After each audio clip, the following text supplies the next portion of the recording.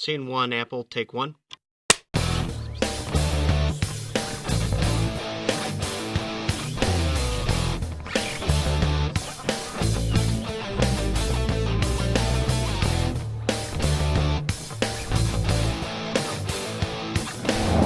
Hi, everyone. This is Shane Borza. Welcome to another episode of Film Notes, the show where we talk to people in the industry about the industry, and we get their notes on what they're doing and how they are doing not only their roles, but their projects. So I'm really excited. We have a couple of filmmakers from Toronto here talking about their new project, which is Like, Comment, and Subscribe. So I'd like to welcome Marley Kajan, who is the series creator, as well as Sabina Lambert, who is the director and producer of their show. So welcome, ladies. Thanks for being here. Thank you. Thanks for having us. So we were talking a little bit before we rolled. So you're in Toronto. Talk to me a little bit about how you got started in film work or creative work there. Were you born and raised there? Were you growing up in the industry? Like, how did you both get started? Because I just know they do a lot of production in Toronto, but I have never been there, so I don't have any connection or background. Yeah, Marley, I'll go first because mine's a little shorter than Sabina's experience in film. So I have a background in theater. I moved to Toronto about a decade ago for theater school. And my first few years out, I did mostly musicals and musical theater. I was always interested in filmmaking, but I think theater was just what I knew coming out of like high school. It seemed more accessible to me.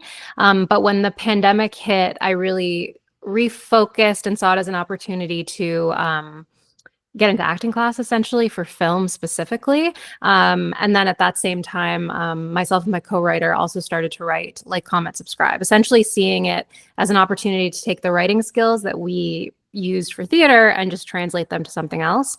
And over the last few years, I've like totally fallen in love with the medium and hope to continue to work in it. But yeah, Sabina has a lot more experience in film than I do. Yeah, I originally started, I went to a acting conservatory in high school, so it's a little different. We have like a couple of them throughout the country. And in it, you're forced to take a film class as part of like the overall curriculum. And so I took a film class and I was like, oh no, this is it. Theater what? No way. This is way, like you can just do way more. It's just like the possibilities are endless. And so I was kind of bit by the bug very young. I think I was like 16. And I told my mom I wanted to be a filmmaker. And one of my teachers in high school suggested that I go do like a co-op or like an internship. And so I was 16 and like on my summer break, I live outside of Toronto when I was growing up. So I would take the train into the city. And then I interned at like a commercial production house at like 16 years old, like getting coffee, and it was like the best thing ever. I'm like, oh, I'm on Hollywood, and had no idea what I was doing, obviously. And it was just like commercials for like, Windex or something. It's like very silly. But from there, it kind of just like expanded. I went to film school. And in film school, you also have to do like an internship. And so I did on like a little Canadian horror movie. I think I was probably in my 20s, like early 20s, while I was still in film school. And then I started working for a producer. I was an assistant to an actress, Abby Cornish. I was assistant to a director, Donald Petrie. So I kind of just like assisted and shadowed people for years. And they would like bring me on to all sorts of different projects where I could learn things. And it was kind of, I got to say, like, it's better than film school. Like film school gives you the tools for sure, but it's not until you're actually shadowing these people who have been doing it for decades longer than you've even been alive. And you're seeing the skills firsthand. And, Donald Petrie was amazing because he handpicks his assistants to actually shadow him. It's kind of like, he calls it like a little like film school, where he has you sort of direct things on paper. So you print out the script and how he prints out the script, and you make directing notes in the script, and he makes his directing notes in the script because it's his job. And then, throughout prep, in between meetings, because I'd go to every meeting with him because I had to, and he would, after the meeting or before the meeting, sit down with me and he'd be like, okay, what are your thoughts on this scene? Or before we would shoot a scene, he'd be like, okay, so you had to block this the same way he blocked it. And he would show me his blocking, and then he'd say, okay, I want to see your blocking. What did you come up with last night when you were prepping for the scene? So it's kind of like he treats it like you kind of get to direct like on paper completely, and then he takes the time to go through everything with you. And it's just mind blowing because, you know, he's done like How to Lose a Guy in 10 Days and Miss Congeniality and like, you know, what Mystic Pizza was like his first movie.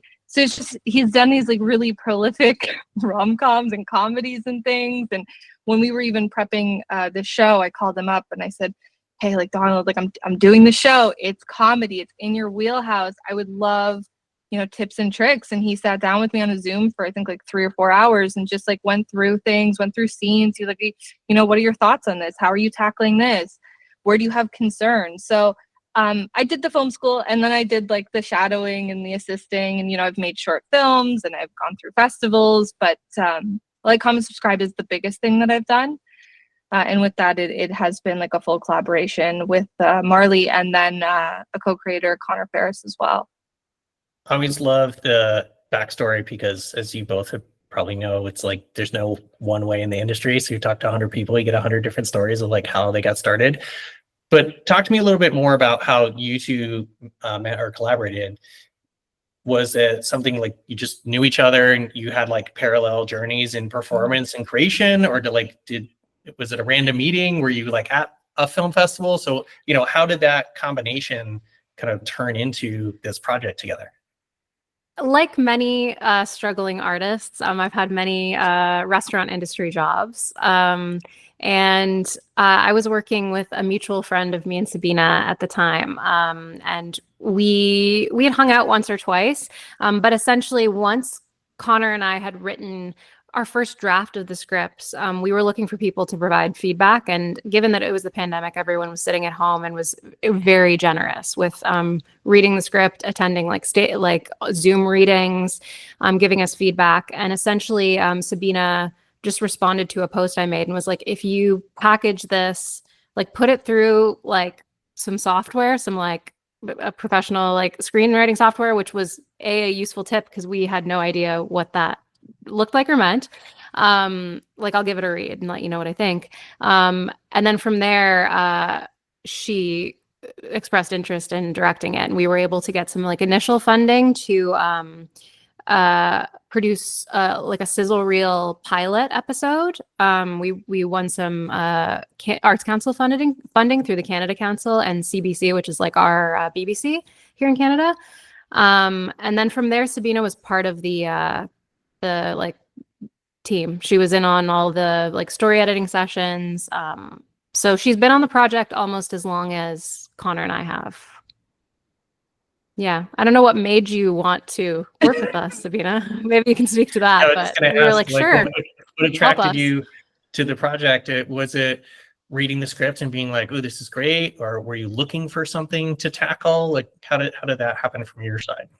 Yeah, all of the above, actually. I had just finished, I think, my second like short film that was like out in the world, because like, you know, everyone like you make shorts that you make and never show people, and then you make the shorts that you actually are like proud of and you put the time and effort into. So I think it was just off of the back of like my second short, which we finished it and we're trying to put it into film festivals like right as the pandemic hit. Like we were one of the shorts that got all of these like, sorry, the festival's canceled because of COVID. And so we never ended up doing anything with the short, and it was kind of like, okay, like I want something new. And as Marley pointed out, like we had mutual friends, but we also kind of were in a similar circle. Where it was like in the comedy scene of Toronto, which was also kind of dying because no one could go on stage. But prior to that, it was similar like theater comedy circle, and we had a couple of mutual friends. And so I'd seen Marley perform. I had seen things that like Connor had posted and like clips like that. So I was well aware that they were hustling and that they were creating things. And to me, that's always a really good sign, because it's like, okay, I'm not going to have to push this project by myself. I'm not going to. So I always, whenever like a project comes up, I'm like, okay, who are the people? What are the types of people? And and because Marley and Connor they work hard. And they had both done their own things and produced their own like theater shows, which is something to be extremely proud of. So when I read the script, and again, like Marley pointed out, during the pandemic, we're all in front of our computers and in front of our phones and like scrolling on TikTok and stuff. So it was kind of this explosion of influencer culture. Like it was kind of on the rise, but I think we were consuming influencers on this like the largest scale I think anyone ever had, because what else were we all going to do? And so when they came with the project of, this like satire on influencers that is on screen, it kind of was like, oh, this is fun. Like, this is good. There's something here to like really explore and expand on and have fun with. Plus, I liked what they were doing. And so, yeah, it was a little bit of both.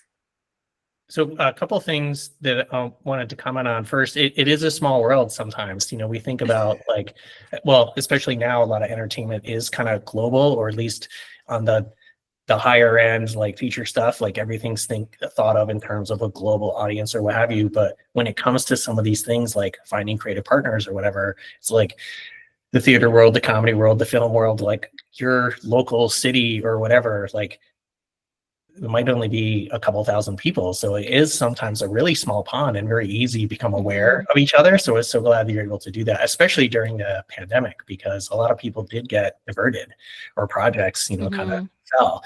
So I think it's very telling that people, because really it's about like, I forgot how you say it, the Japanese expression, you fall down 9 times, get up 10. It's like, you just have to go, okay, what's the next project? What's the next project? But I wanted to ask Marley, because the theater background, like, was this you trying to pivot and like do like digital kind of filmmaking serial thing? Was it thought of as a theater piece? Like, how did you go from like theater stuff to more of, a series that's, not live? I think it was about pivoting, but I certainly at the time wouldn't have imagined that it got made in the way it did, like with as much funding as it did, or like has done film festivals. I think Connor and I like went very like one foot in front of the other. It was just like, let's read a book on screenwriting and write something. Like, let's learn a new skill. It wasn't, we thought as well, because it's a Screen Life series, of course, like we were naive. We thought we would just screen record ourselves like on our computers and phones, and that's how we would make the show for $0, because we didn't know that we could get any funding. So yeah, over the years, it was just one foot in front of the other and finding the money to do it. But yeah, coming from theater, obviously like so many of those skills are transferable, but it was a completely different mindset shift, especially at the time. I was also doing a master's in theater at University of Toronto, and I was working on some like more kind of experimental stuff on stage, which to then go into realism was very interesting to shift my mind in that way. Yeah. So it was intentional, but I think as far as we've come, I wouldn't have predicted that.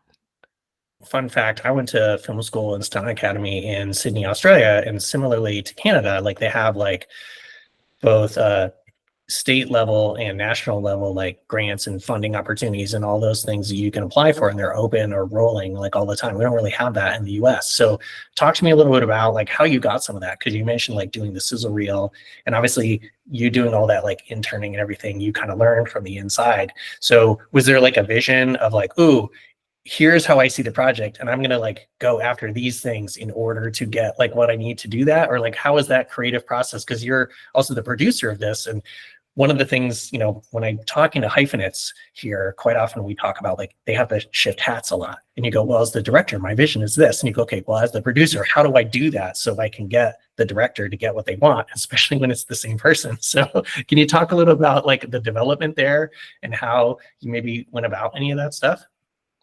Yeah. So after I actually finished mentoring under Donald on a film, I shifted and then mentored under a producer named Aaron Barnett, and then ended up producing with him. I've done a couple of films with him and other producers as well.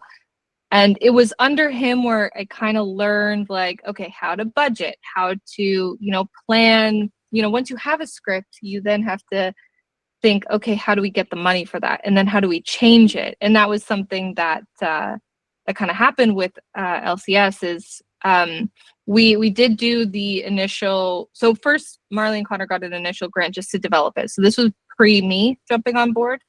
And that was through, and I think Marley can confirm, that was through CBC. It was a CBC grant for development. Yeah. And then after that, we applied for an additional grant, and that was it was essentially like a proof of concept. And the original concept actually had the influencers going through the pandemic, which we did it. We had all these motion graphics. We learned the the silly levels of motion graphics that were about to occur within the series. And with that, we decided to not submit the proof of concept to any festivals or anything, but instead keep it as a proof of concept and submit for grants. And in Canada, we have different levels of grants. So we, similar to what you were explaining in Australia, we have city level, then we have provincial level, then we have federal level. And those are for art councils. And then outside of that, we also have something called Telefilm, which is a federal grant separate from an arts council. And the Telefilm grant it's more so a loan. So like if you make a certain amount of money back, in some terms, you actually have to pay Telefilm back. It's like different. It's different than the grant level, where with the arts councils, you don't pay it back. It is like a grant. You get it and then it's yours. But with it, the artist has to maintain ownership. So there was an incredible grant at the time that actually was helping theater artists make something outside of theater. Because at that point, it was just 2021 when we applied, the theaters were still not open here. I don't think they opened until probably late 2022. So it was an opportunity that we talked about, and we took the proof of concept. We put together this like massive application, and then it was August of 2021 that we found out that we got the grant, and it was the federal, so the Canadian Arts Council. And with that, we also had to adjust. So when we first were imagining the first season, it was going to be larger. So I think we were aiming for, Marley, and correct me, I think it was 10 episodes. Yeah, 10 episodes. And we ended up getting less money than we originally were hoping for, which then, as you explained, it was the fun like producer director hat. And also it ended up having to be that Marley and Connor also had to put on a lot of hats, because we had to figure out how to make this money work within what we were trying to build. So we kind of like sat down, and as Marley mentioned, like even through development, like I'm sitting in the room and it's the room like this, it's like a Zoom room, while we're talking about how to make the story work with the budget that we have. So we're like cutting characters, cutting storylines. We cut 2 episodes. And then just kind of like combining it into something that still made sense and something that we were proud of, but that would fit within, the budget. So I was happy that I had the skills to kind of fall back on, of like, okay, I know, where does this money go? If we film it like this, then we will get this. Where, I know that like we don't have any stunts in our show, but like knowing stunts costs a lot more money. Okay, if we remove stunts, or if we film it in a certain way, then we don't have a stunt coordinator for as long. We don't have stunt actors as long. So we save money there, which can then go into motion graphics, or can go into music or something like that. So we've been talking about the show for a little bit, but I don't think anyone knows what the show is, other than there's less than 10 episodes in the first season. So pitch the show. Like, it's like, comment, subscribe, and that is a story of what? So the show is a screen life satire that follows 2 influencers, Megan and Avery, after they've caused a bit of an outrageous internet scandal. So they've done something problematic on the internet when we first meet them. And throughout the rest of the series, they are trying to come back from that. But as characters like they would, there's ups and there's downs. And yeah, the whole story takes place on the screens, apps, and devices that the characters actually use. So you see the whole thing through either Megan's iPad or Avery's desktop. And so that means you're seeing Twitch streams, you're seeing FaceTimes, YouTube videos, edited and unedited footage. So yeah, that the word screen life, we actually didn't learn the word until a couple years into making this, or perhaps it didn't exist until a couple years into it. But there are other thriller films like it, like Searching and Missing are two of the most well-known ones. But there's nothing really in the comedy space that is similar yet. There's definitely been bits and pieces on other shows and comedy films that have screen life moments. But from our knowledge, there's no one else that has made a whole show in screen life. No, yeah, the most we ever found was one episode of Modern Family. Does like a full episode of screen life. But yeah, aside from that, never. And that was another thing that was new to me, was that term. And so, well, I'll just say that you're the world's first. And so there. So it We must be think true. we are. It's been We said. think we are, but we're ready to maybe it exists. Like, you never know, with like deep in the crevices of YouTube and Vimeo, and there might be something. Yeah, but I mean, someone out there, if you know another one, tell us about it. DM us. yeah. So you're talking a little bit about some of the restrictions. What ended up happening with the show? I know you had, I believe your premiere was in New York. So, you're talking about kind of like getting the money together and the team together, everything like 2021 or so. So what was like production like? Let's talk about that a little bit. And then where you ended up, and then how that led to like the premiere that you had. It was a journey. Yeah, we got the money. We received the money at the end of 2021. And Marley, you can feel free to jump in as I was just speaking at the timeline. But I think we spent about 4 months redeveloping and like rewriting, with the idea that we would go into prep in early 2022. COVID was still like a pretty prominent thing at that point. So we were still like masked on set and had to follow protocols. We were an ACTRA set, so we had union actors. And so we filmed the whole thing as the 8 episodes, and each episode is roughly somewhere between like 7 and 12 minutes. So the whole thing is about 73 minutes. We filmed the whole thing in 10 days, which we've talked about a little bit. It's like, it's kind of silly to hear that you filmed 75 minutes essentially in 10 days. But because we're Screen Life, a huge portion of it is actually animation. And a lot of it is, and Shane, you would know this as a filmmaker, a lot of it is no coverage. So because we're filming it like this is the only shot I would ever need to get of Marley as Megan. I wouldn't need to go get like a reverse or like a wide, or I wouldn't need to do any of it. This was the shot. And because we filmed in a higher resolution, so we could punch in.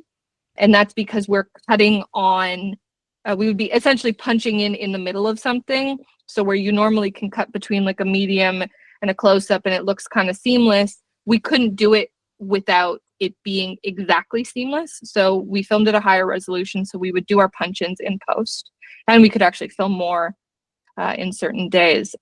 But yeah, we filmed the whole thing in 10 days, and we had some like hiccups and things with permission from Meta and permission from Apple iOS and like other applications, where you'll see on the show, we don't use actual real apps and like social media. We don't name like this is Instagram or TikTok, and we use a version of like an Apple operating system. We don't actually use the real one, and that's because the permissions to get clearances were very difficult.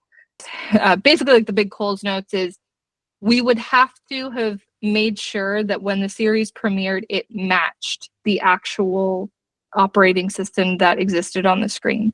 And as an indie production, we just didn't have the means to fast track that kind of animation and like the graphic design and none of that. Where, like it, even if like, how often do you get an update on like your laptop, or how often do you get an update on your phone? Like at least once a month, right? And sometimes it completely changes the design or the layout.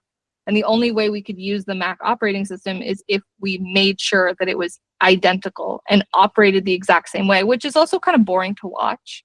Like, you don't want to physically see like someone go and scroll and click, and like it's just not entertaining. So when we were actually going through the writing process, we were like, okay, like how do we make it quicker? How do we do things differently? And if we had to mimic the operating system, we wouldn't be able to make it as enjoyable to watch because you kind of want things to happen quicker. So that kind of made like the production, it was quick. It was the whole 10 days. But then when we entered post, we had to kind of reevaluate.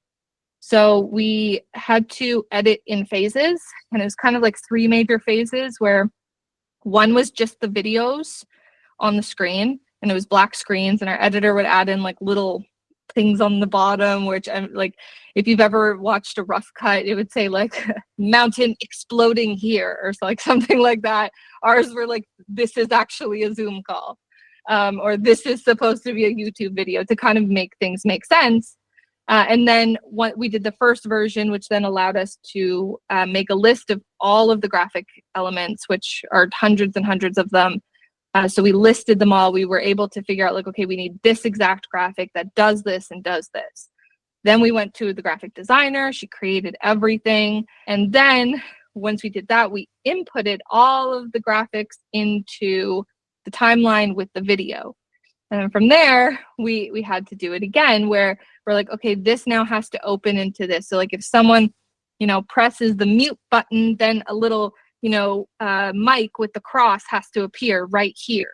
Okay, so now we need that separate graphic to appear at this moment. So after we did that, we then went back into the graphics and had to, adjust and change all the graphics again.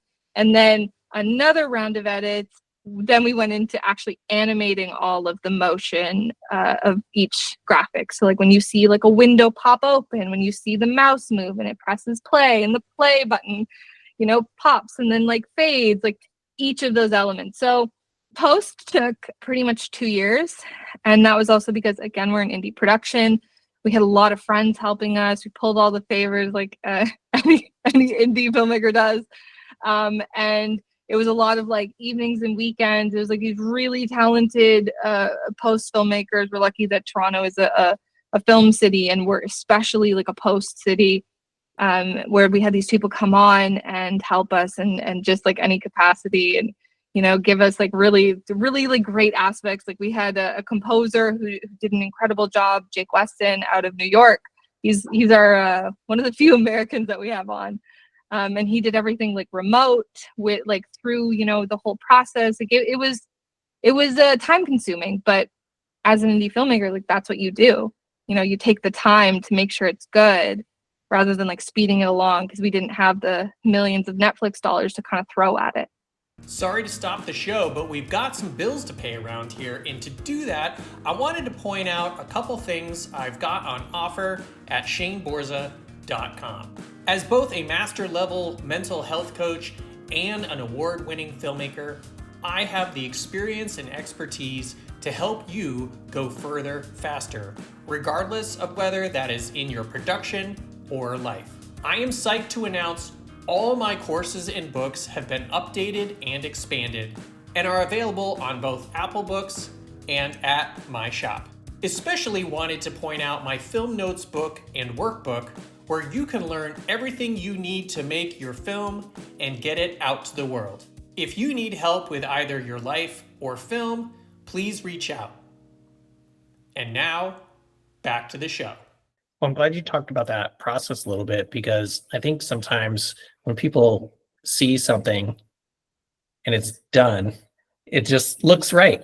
And they don't understand how much work or how many layers or how many versions, went into things. And especially with a series, quite often, as they say, it's like the final rewrites and the edit. So it's like you start off with this idea, it kind of changes sometimes as you shoot, but especially the end, you're creating these multiple layers of arcs, because you have like the season arc, and then you have the episode arc, and then you have like story or character arcs within each episode. And like there's a lot of layers there. So I can only imagine the story version of that, much less like the tech version, like you mentioned.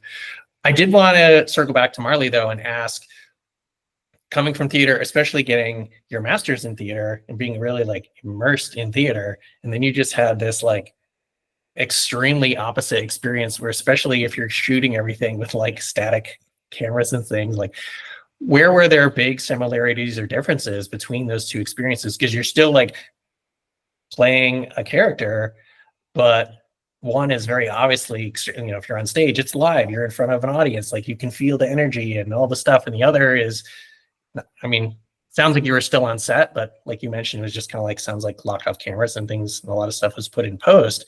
So was there a big difference? Was there a through line? You know, talk to me a little bit about those kind of two worlds. For the most part, it was very different because the majority of the scenes are shot like a Zoom call or something, where the other actor is not in the room. And in a lot of the other actors' cases, the smaller roles, because me and Connor were producers, we could be on set and at least read the lines with them in person. But for Connor and myself, for the most part, we were just working with our script supervisor, who, God bless him, but he's not an actor. So he was giving us the most, but it wasn't exactly what we were gonna see from the other side when those two things were edited together. So that was a very strange experience. Just kind of acting into a void, which almost though is similar to auditioning nowadays, because it's all self-tape now. But that was, yeah, a huge kind of learning curve. There is one episode where the whole cast is in the same room shooting the same episode, and that felt very like theater, and especially coming from like an improv comedy background. We had a lot of amazing improvisers, and Sabina gave us a lot of time on set to improvise that episode. So that was a lot of fun and just felt very like easy and comfortable. But yeah, filming those scenes was interesting, and you kind of had to rely on maybe what the actor, your scene partner did in their audition, that they did it this way, or if their scene had been shot before you had information on what choices they had made. Luckily for me, one of my biggest scene partners, Yusuf Zine, who plays my character's like love interest, like I know him personally. We had spent some extra time in his like callback audition, so I knew kind of what he was gonna do. But he did still have to, on his day, even though he had me, there were things like that I had improvised. So the script supervisor had to be like, okay, actually, when Marley shot this, she said this, and we like this joke. So now we're going to have to ask you to do a take where you react to this thing that she did that you didn't see. So yeah, it was very new in a lot of ways. And writing it as well, not only learning to write for screen for the first time, but writing screen life is different because you have to populate everything that happens on screen. And you have to motivate, okay, we need to see Avery and Megan have a conversation about XYZ, but how do we see it? We have to justify, okay, it's a YouTube video that we're seeing, and how did we get that? Which is different than like traditional realism. So it really was, yeah, like almost like a film school crash course. I feel like over the past few years, I've seen everything from like the seed of an idea now to like doing press about this project. And it's been cool because it's been very applied and like learning on the actual job. And Sabina, I'll throw it back to you because you were talking about post a little bit there at the end, especially like the composers. And so first wanted to find out, like, you know, once you complete a project, some people, they're kind of, you know, they're in pre and then they move to production and they go to post and they're kind of like, now what? And other people, they're like, so I have this idea and here's what I want to do with it. And then they're just working to like, we already know where it's going or what we're going to do or what have you. So since you had that premiere, just wanted to find out, like, did you have in mind, like, here's where we're going to put this, or, you know, we're going to put it on YouTube, or we're going to put it here, or we're going to put it in festivals? And how did you get from post to that premiere that you had? I think because I had, you know, shadowed and worked with so many people and watched productions kind of go from the development phase to the release in different variations. I like, we had lots of like hopes and dreams for it. And when we were first developing it, Quibi was a thing, which is not a thing anymore, but it was for a very short time. It was all these people were like funding and they were shooting all sorts of I want to call them like shows to go on Quibi, and they were supposed to be essentially web series. So they were kind of piggybacking off of like TikTok to do like short form series. So each episode was like 12 minutes or 15 minutes. And that was kind of our goal, because it was supposed to be like the new Netflix.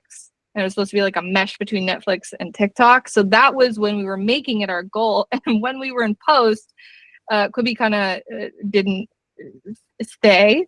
It kind of disintegrated, and they sold off all their shows. So from that, we kind of sort of like opened ourselves up to it. So we did decide that we wanted to do film festivals. To kind of see where it was landing, because we had sat with it for so long. We also wanted to get some traction. We wanted people to see it. We wanted to see where jokes were landing, like what was working, what wasn't, especially because no one has really done like this type of screen life in this level with all the apps and all the different social media and everything. So it was also kind of a test. And film festivals are the best way to see, like, is what you're making working, and what is working and what isn't working. So that was our big thing. We entered into, as any indie filmmaker, we did like the festival circuit. We did have our premiere at Dances with Films New York in December. And it was incredible. We premiered our pilot with a bunch of other pilots. And there was the first audience we ever had. And Marley, if you want to speak to it as well. It was great. It was great to kind of see the like jokes that we didn't think would landed, or things that we didn't think like were like something you put in there and you don't really think is like a funny thing. It opens on like a background of an iPad like desktop, I guess. And the background is the logo for the company that Megan's mom owns and Megan works for, and it's called VAG. So it's like a play off of vegan bag, and it's spelled VAAG, and immediately like it was on the screen, and within like 3 seconds like people were laughing. Something that we never thought would be a joke. It was just something that made sense. People are laughing at. So that was like a great test. And then from there, we're kind of now nearing the end of our festival circuit. So we're thinking about what to do for distribution. We haven't landed on anything yet. We're having, as it goes, like having the conversations and weighing the, okay, if we go with this, we'll do this. And there's the fun sort of juggle of like regions as well. So you might sell like distribution to one streaming service for a certain region for a certain time period, or versus another. In Canada, we have famously it's called CBC Gem, which is the Canadian Broadcast Company, and it's their streaming platform. So like there's something like CBC Gem here, which is exclusively Canada.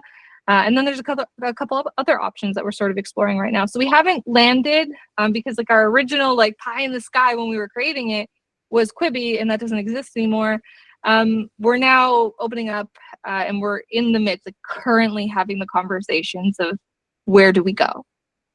And you talked about this a little bit earlier around the pandemic and like festivals closing and stuff. And like quite often, unfortunately, like life happens and we do have to pivot. I worked at a festival for like 10 years. And so we canceled, we postponed the 2020 festival. Yeah. And when we did the 2021, it was 20/21 because we did all the 2020 stuff and the 2021 stuff like simultaneously, which was a nightmare. But anyway, and then unfortunately, in 2022, we went to virtual only because the founder passed away, and then it no longer exists. And so even that festival, which like figured out a way to like get through it now, and it was called a mega fest. So we had a multitude of festivals over 2 weeks, and some were 2 days long and some were 4 days long, and they all kind of like started and stopped. But people for like all these different festivals would come, and there was this huge family that was built up over years and years and years. And like half of those festivals don't exist anymore. And so even that community, which was built up slowly over a lot of time, like it fell apart, unfortunately, very quickly. And some of those people were able to pivot and figure out like, oh, I can do the festival here instead of like going to LA, which is where it started, or like Vegas afterwards, which is where I am. But sometimes it's like, sorry, but there are other festivals out there or what have you. So whether it's a platform or a festival, like it's tough sometimes. And again, we have to be able to say like, whether it's like re-editing the story and like changing the story, you know, or figuring out like what do we do now. But I'm glad when people, because I'm sure you're inspired by your own versions of things, like you hear about somebody, it's like Hugh Jackman took 10 years to get The Greatest Showman done. You're like, it's Hugh Jackman, he's one of the biggest, like how is that hard? You know, like Hugh Jackman's movie, great, green light, no, you know. So at every level there are these difficulties, but I'm always so glad to hear like, you know, these plucky people who just like don't take no for, you know, an answer. Now, before we run out of time though, I do want to get to some of the notes you may have had, either just making this particular project or just from your experience thus far, like in the industry. So what might be some things that are either like hard-won lessons, things you're like, oh, well, that was terrible, but now I know, or things maybe you wished you'd known earlier that might be of benefit like to other people?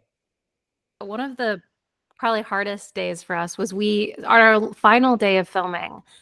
We were setting up our final shot of the series, and it was a shot that was a really easy, quick shot, but was quite necessary to the plot. Like it was a pretty important shot to get, and we were primed to do it. Like it was set up. It was kind of this static shot with this really specific decor that involved balloons, and we were about to shoot it when our script supervisor pointed out that you could see the reflection of the camera and the shininess of the balloon.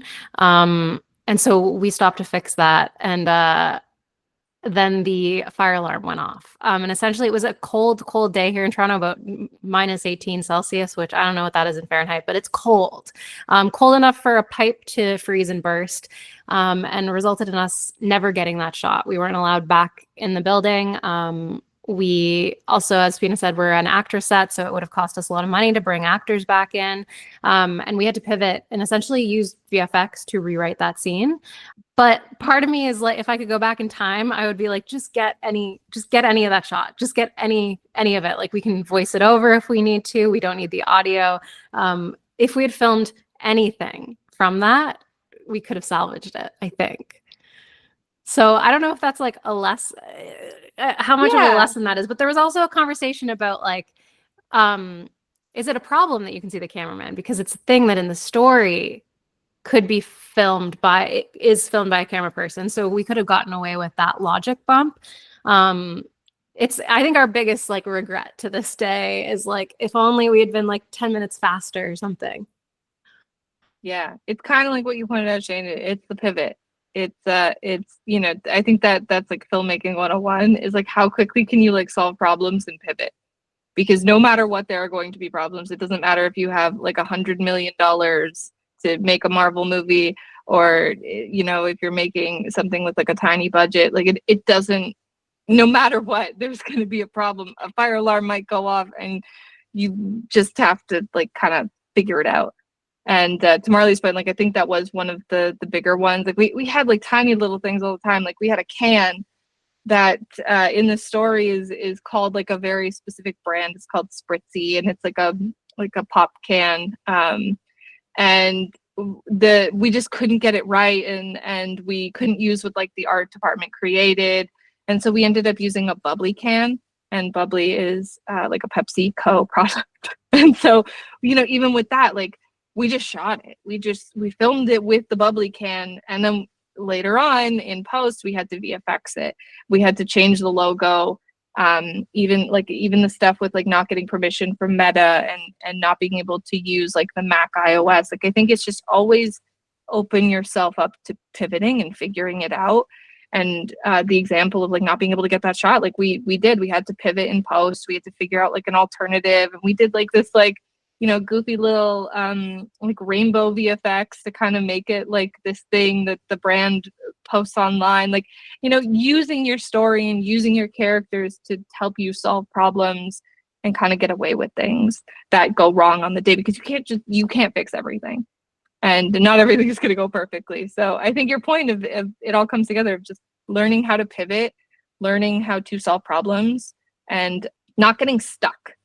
That's the big thing. Like, don't get stuck on like, this is how it has to be, and this is the only way to do it, because, you know, things are going to go wrong, and maybe Quibi won't exist, and maybe the film festival will close down, and then you got to figure out what to do next. Yeah, I think as well, like just talking about the graphics in general, like the fact that we were rejected by all of these apps to use them at the time was a huge blow because you could have just downloaded a folder and you don't need to hire a graphic designer anymore, or at least in such a large capacity. You can just download the assets and animate them. So it was a huge blow because it was suddenly like a few grand that we didn't plan on spending. But in the end, it's a huge blessing in disguise, not only because it gives us control of storytelling and opening and closing things easier, like getting through the story easier, but also the story is a satire and the performances are a little larger than life. And I think upon seeing just the footage, it didn't all make sense or come together until we added the VFX and we added them in a heightened way. Like if you see the show, it's kind of this Y2K kind of cartoonish aesthetic. It's not realism. And what was shot wasn't realism either, exactly. It's all this like heightened thing now. And I think we wouldn't have gotten there if we had just been allowed to download iOS, whatever. Yeah, so it kind of, the pivots work in the end. It kind of works out. Well, I was going to jump in and say 2 really good notes, and then you kept going, so a bunch of good notes there. Let me ask where people can either see some of the work or just some of your work in general, and connect with you, connect with the show. Are there websites, socials, reels? Do you have trailers out? You may not know where the show is going to land yet, but where can people connect with you or the show? They can find us on Instagram would be the best place. When we do stream, that will be a place that we share about that. But you can watch trailers right now. There are lots of clips on our Instagram, and that handle is at LCS Series. And you can follow me and Sabina too. We have IMDb's. We have all kinds of social medias. But for the majority, at LCS Series would be the one. This is one of the reasons why I like having it be a show that people can watch, because when people talk about stuff, I put the screenshot up, I put the link on it's helpful for people, again, to see who's talking, but also to see the work. So if people are listening to the podcast version of this, like the audio, I always encourage you to go to my YouTube channel so you can see what we're talking about. Now, before we wrap up here in a minute, I did want to spotlight 2 things so that A, they can get a shout out, but B, they might be good either inspirations or recommendations for you. And the first is, and again, I know this because I was in Australia for a couple of years. So there's a show called Starting From Now, which began in 2014 and ran for, I think, 5 seasons. So the first couple seasons was an online show, and then got picked up by Australian Broadcast Television. And it was a short, like, I think the episodes were like 15 minutes or something. So like these 4 ladies in New South Wales in that kind of lesbian community, or they'd all like at some point had all dated or slept with each other, and like dealing with heartbreak and relationships and stuff, like as they were all kind of, they were out of school, but kind of young and trying to navigate like living in the city on their own. And it's just like the most amazing web series show you've ever seen, but it built such a cult following that it like was forced to be put on television because everyone demanded it. And so it's a great real world story of this Australian show who just ended up on TV because like the fans demanded it. So it's called Starting From Now. And I don't know, it used to all be on YouTube when I was still there, but they have an IMDb page and all that stuff. So for anyone listening, check out that show. It's amazing. And I was able to do my first feature in Australia with Bianca Brady, who has kind of become a big actor in Australia now, but when she was young, she started off on the show, and then we did my first feature together. So it has a near and dear place in my heart for that as well. But then the other thing is, I work with the Nevada Women's Film Festival, which is here in Las Vegas, and it's a women's centered film festival. So it spotlights any kind of production or story, short, feature, web series, etc., that either has a featured female lead or someone above the line is, so it might be directed by a guy, but it was produced by a woman, or vice versa, or something. And so that might be some place for you to also look into to like feature the show, because it's tailored to your type of creative team. I have never been to Vegas. Well, come on down. Let's go. Take the show. Volunteering at the festival again this year, and offline I can share the resources with you if you'd like. So just want to thank you again so much for being here and talking about not only making the show, because I'm really excited to see it. I think it sounds really clever and unique and different, but also a little bit more about not only like Toronto filmmaking, which was fun to learn about, but also about yourselves as well. So thanks again for that. Thank you for having us. Thank you. And then for everyone watching or listening, like I mentioned, this is both a video show on YouTube, so please subscribe there on my channel so you can watch the show.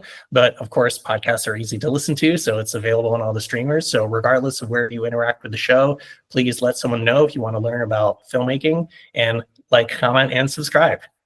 See you on the next one. Thanks for watching. If you'd like to support the show, please click on the link below. You can also contact me at my website if you have any questions about filmmaking or anything else. Off to the side, you'll see a couple of my books, Film Notes and the Film Notes Workbook. I encourage you to check those out if you'd like to learn more about filmmaking. See you in the next episode. Scene 1, Apple, take 1.